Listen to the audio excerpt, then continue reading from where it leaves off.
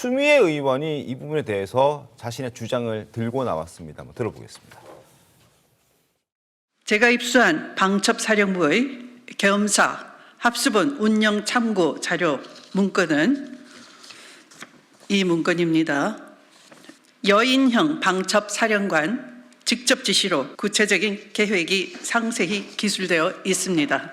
국회가 재적의원 과반수로 계엄 해제를 요구할 경우 대통령이 이를 거부할 수 없다는 법적 규정도 명시되어 있습니다. 이번 문건에서는 계엄 상황에서 발표한 포교령 초안이 사전에 작성된 정황도 확인됐습니다. 네, 그러니까 민주당 추미애 의원의 주장은 이렇습니다. 방첩사령부가 이미 지난달에 여인형 사령관의 지시로 계엄 선포에 대비한 계획 문건을 작성했다, 이런 얘기인데요.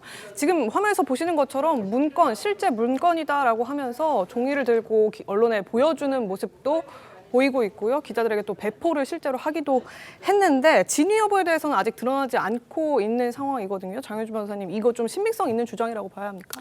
일단 이 내란 사태, 비상계엄 사태에서 첫 번째로 좀 객관적인 증거가 좀 나온 것 같다. 이것에 의미를 둬야 될 것 같습니다. 지금까지는 지금 여러 관련자들의 진술들이 지금 언론 보도를 통해 기자회견을 통해 쏟아져 나오고 있는 중이지만 일단 문건 형식으로 나온 건 처음이거든요. 네. 그렇기 때문에 이 문건의 신빙성에 대해서 많은 분들이 관심을 가지시는 것 같고, 이 문건 내용이 사실이라고 한다면 사실상 윤석열 대통령이 경고형으로 야당에게 경고를 하기 위해 계엄을 했다, 이런 논리는 타당하지 않은 것 같고요. 결국 이 계엄과 내란 사태를 사전에 치밀하게 계획했던 것은 아닌지, 이 부분이 가장 의심되는 정황이 되겠습니다. 따라서 수사기관도 이 문서를 당연히 확보하게 될 것이기 때문에 이 문건에 대해서도, 그리고 관련된 압수수색 자료들 중에서도 관련된 문건들이 또 나올 가능성들이 있기 때문에 이런 객관적인 증거들이 나오게 된다라고 한다면 사실상 이 내란이든 비상계엄이든 이 부분에 대해 사전 계획을 했다라는 부분, 이 부분에 대한 정황은 충분히 될 것 같습니다. 사전 계획의 정황은 충분히 될 수 있다라는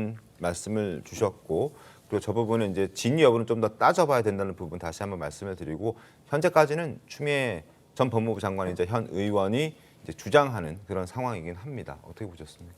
사실 저것은 주장에 불과하긴 하지만 저 문건이 아니더라도 사실 대통령이 담화를 발표한 그 순간 결정해서 실행되는 그런 일일 수는 없잖아요. 그러니까 그 이전 시점에 언젠가는 계획이 있었을 거기 때문에 다른 증거가 나오더라도 그게 이상하지는 않다, 이런 생각을 하고, 저 문건들이나 이렇게 봤을 때 굉장히 좀 투박하다. 정말 법률가가 전혀 거치지 않고 법률 검토 없이 했기 때문에 더 위헌성에 대한 그 평가를 더 받는 게 아닌가, 이런 생각이 들거든요. 이게 어떻게 이런 일이 저렇게 소수에 의해 가지고 진행될 수 있었던지에 대해서도 굉장히 참담한 마음이 있는데, 저 문건이 아니더라도 저 문건에 준하는 다른 문건이 나올 수 있고, 그것은 그렇게 이례적이거나 예상 못한 그런 증거가 튀어나온 상황은 아니라고 생각합니다. 알겠습니다.